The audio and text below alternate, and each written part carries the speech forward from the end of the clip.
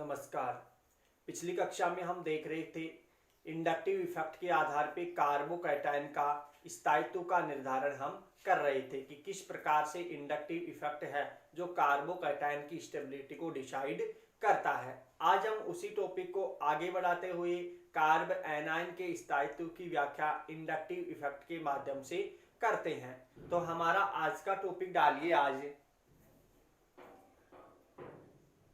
Carb anion के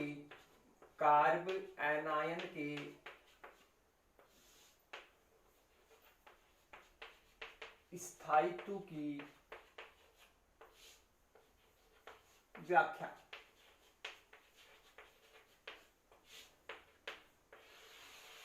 पर क्या टॉपिक रहे हम इंडक्टिव इफेक्ट। तो इंडक्टिव इफेक्ट के आधार पर डिसाइड करेंगे किसकी स्टेबिलिटी, कार्ब एनायन की स्टेबिलिटी।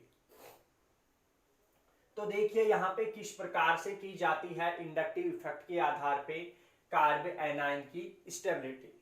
तो देखिए यहाँ पे देखिए एक एग्जांपल से यहाँ पे समझते हैं अपन। यदि हम कोई कार्ब एनायन की यदि हम बात करें तो यहाँ पे देखिए ये CH3 है इस प्रकार से, और एक बी एग्जांपल है हमारा इस प्रकार से, यानी कि इस कार्ब एनायन के साथ में केवल 2 CH3 समूह यहाँ पे जुड़े हुए हैं इस प्रकार से। तो हम इन दोनों कार्ब एनायन के स्थायित्व की व्याख्या यदि इंडक्टिव इफेक्ट के आधार पे डिसाइड करेंगे। क्यों करेंगे? क्योंकि यहाँ पे जो बॉन्ड है सभी के सभी क्या है, सिग्मा बॉन्ड है, और सिग्मा बॉन्ड के ऊपर एक ही इफेक्ट कार्य करता है और उस इफेक्ट का नाम है इंडक्टिव इफेक्ट। तो या प्लस आई प्रभाव समूह लगाए या फिर माइनस आई प्रभाव समूह लगे। तो यहाँ पे देखिए अपन दोनों तरफ देख पा रहे हैं कि यहाँ पे सभी के सभी किस प्रभाव समूह युक्त है, यहाँ पे प्लस आई, जबकि यहाँ पे देखिए ये वाला प्लस आई प्रभाव समूह हो गया। तो अपन यूं कह सकते हैं यहाँ पे 3 CH3 समूह है और यहाँ पे क्या है भाई 2 CH3 समूह है, और ये दोनों के दोनों कैसे हैं, प्लस आई इंडक्टिव इफेक्ट वाले हैं, अर्थात इलेक्ट्रॉनों को क्या करते हैं, ये रिपेल करते हैं। तो यहाँ पे देखिए ये क्या करेंगे, इलेक्ट्रॉनों को रिपेल करेंगे इस प्रकार से। तो यहाँ पे क्या होने वाला है, ये जो चार्ज पहले कितना था, इतना था। तो देखिए जैसे यहाँ पे इलेक्ट्रॉनों की डेंसिटी बढ़ रही है कार्बन के ऊपर, तो यहाँ पे देखिए क्या बढ़ने वाला है, देखिए इन समूह के प्रभाव के कारण यहाँ पे ये नेगेटिव चार्ज और क्या हो जाएगा, ये बढ़ जाता है। इस प्रकार से चार्ज बढ़ गया।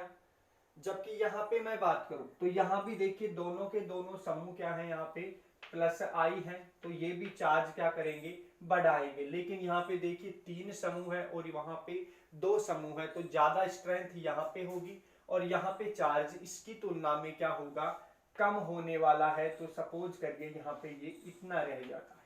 तो यानी कि एक प्रकार से मैं यूं कह सकता हूं जैसे इस कार्बन पे चार्ज इतना बढ़ा, यानी कि समझने के लिए सपोज करिए यहाँ पे ये बढ़ा, सपोज करिए यहाँ पे 30, इसकी साइज की बात करूं तो यहाँ पे सपोज करिए 30 मीटर यहाँ पे इसका साइज है, समझने के लिए हैं ये बातें। तो यहाँ पे देखिए कितना रह जाएगा, सपोज यहाँ पे केवल 20 मीटर यहाँ पे क्या रहने वाला है, ये चार्ज की साइज के आधार पे कर रहे हैं हम, ना कि यहाँ पे मीटर वगैरह, यहाँ पे आपको कोई इससे लेना देना नहीं है। तो यहाँ पे देखिए ये बड़ा चार्ज हो गया, ये छोटा चार्ज है, आप यूं भी समझ सकते हैं। तो यहाँ पे देखिए चार्ज ज्यादा है और हमें पता है जब भी चार्ज ज्यादा होता है तो यहाँ पे देखिए यहाँ पे लिख सकते हैं अपन, यहाँ पे प्लस आई इफेक्ट इंक्रीज हो रहा है, जिसके कारणवश से क्या बढ़ रहा है भाई, चार्ज क्या हो रहा है, अधिक हो रहा है। यदि चार्ज बढ़ता है तो एनर्जी क्या होती है, इंक्रीज हो जाती है। यदि एनर्जी इंक्रीज हो जाती है तो रिएक्टिविटी भी क्या हो जाती है, रिएक्टिविटी भी इंक्रीज हो जाती है, और स्टेबिलिटी यानी स्थायित्व क्या हो जाता है, उसका कम हो जाता है। तो यदि इन दोनों के स्थायित्व की बात करूं तो सर्वाधिक स्थायित्व कौन होगा, बी वाला एग्जाम्पल, अर्थात यूं कह सकते हैं कि बी मोर स्टेबल है किसकी बजाय भाई, ए की। तो अपन यूं भी कह सकते हैं कि जब भी क्या बढ़ेगा, प्लस आई इफेक्ट बढ़ता है तो कार्ब एनायन के स्थायित्व में क्या आती है भाई, कमी आती है। ये रिलेशन अपन यहां से बना सकते हैं। तो इस एग्जांपल को उतारिए यहां पे और ये इसका रीजन लिख देंगे आप कि ऐसा क्यों हुआ। ये इसका 5 पॉइंटों में यहां पे इसका रीजन हो जाएगा इस प्रकार से। और एग्जांपल देखते हैं, बिल्कुल ध्यान से बारीकी से समझते हुए चलिएगा इन टॉपिक्स को। और एग्जांपल अपन लेते हैं यहां पे, देखिए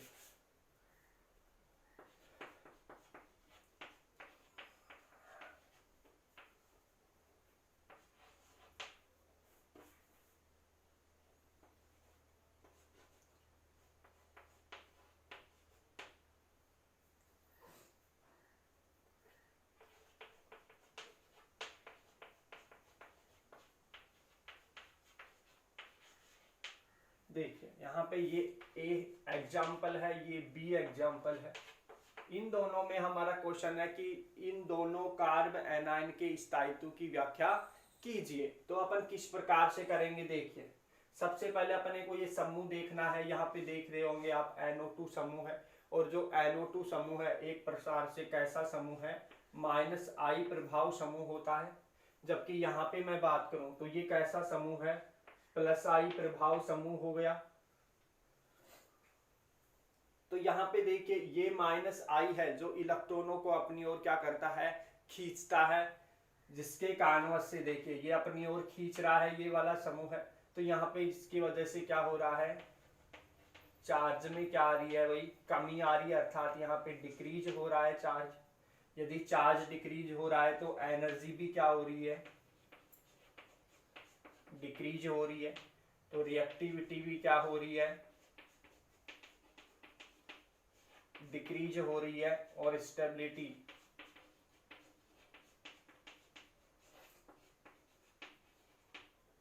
इंक्रीज हो रही है। ऐसा क्यों है, क्योंकि यहाँ पे कैसा समूह है, -I प्रभाव समूह है। जबकि यहाँ पे देखिए +I प्रभाव समूह है। तो ये क्या करेगा, इलेक्ट्रॉनों को डिक्रीज करता है, यानी कि अपन कह सकते हैं ये इलेक्ट्रॉनों को रिपेल करता है। और इलेक्ट्रॉनों को रिपेल करने के कारण यहाँ पे चार्ज क्या हो जाता है, चार्ज इंक्रीज हो जाता है, एनर्जी इंक्रीज हो जाती है, रिएक्टिविटी क्या हो जाती है, रिएक्टिविटी इंक्रीज हो जाती है, और स्टेबिलिटी क्या हो जाती है,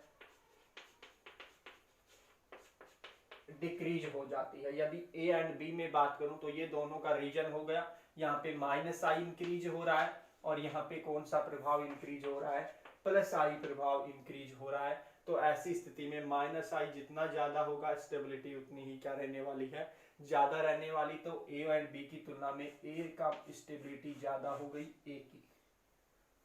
इस एग्जाम्पल को उतारिए और ये इसका रीजन दे देना कि ऐसा क्यों हुआ। तो अपने कुल मिला के बात ये सामने निकल के आई कि जैसे जैसे -I बढ़ता है उसकी स्टेबिलिटी ज्यादा होती है और +I की कम होती है। तो यहाँ पे एक रिलेशन अपन बना सकते हैं कि कार्ब एनायन का स्थायित्व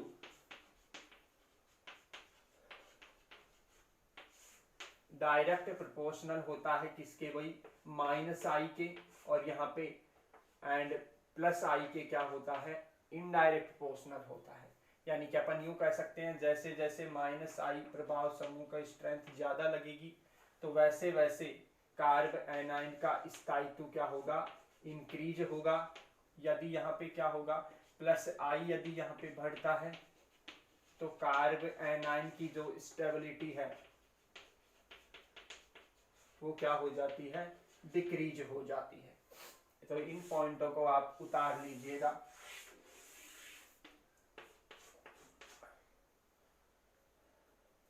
तो देखिए इस प्रकार से अपन कार्ब एनायन के स्थायित्व की व्याख्या कर सकते हैं। और एग्जाम्पल यदि हम करना चाहें तो कर सकते हैं।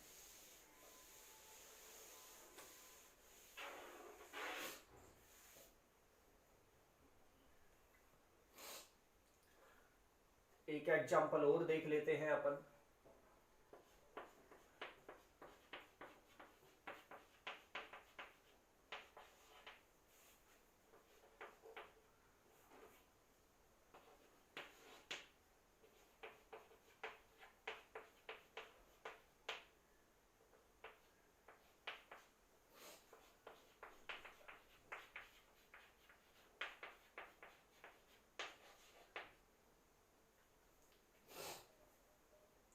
यहाँ पे यदि इन दोनों की बात करूं तो देखिए ये दो एग्जाम्पल है हमारे पास में।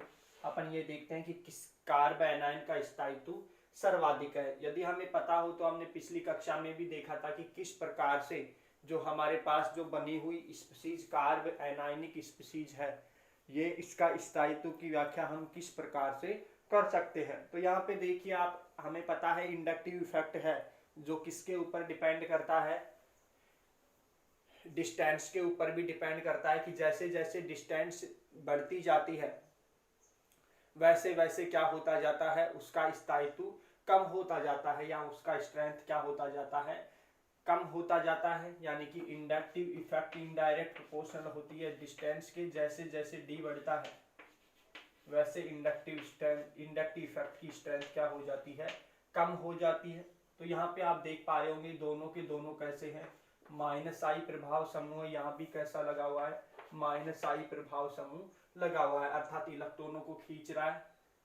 तो यहाँ पे देखिए यहाँ पे कम दूरी पर स्थित है, तो यहाँ पे यदि कम दूरी पे स्थित है तो इसका स्ट्रेंथ क्या लगेगा भाई, अधिक प्रभाव लगेगा -I का, जबकि यहाँ पे क्या है अधिक दूरी के ऊपर उपस्थित है। यानी कि यहाँ पे क्या है, अपन यहाँ पे लिख सकते हैं अधिक दूरी, और यहाँ पे इस प्रभाव समूह की क्या है, यहाँ पे कम दूरी है। तो यहाँ पे देखिए -I दोनों तरफ ही -I प्रभाव समूह है। यदि यहाँ पे -I है तो चार्ज क्या करेगा, ये चार्ज को ज्यादा कम करता है।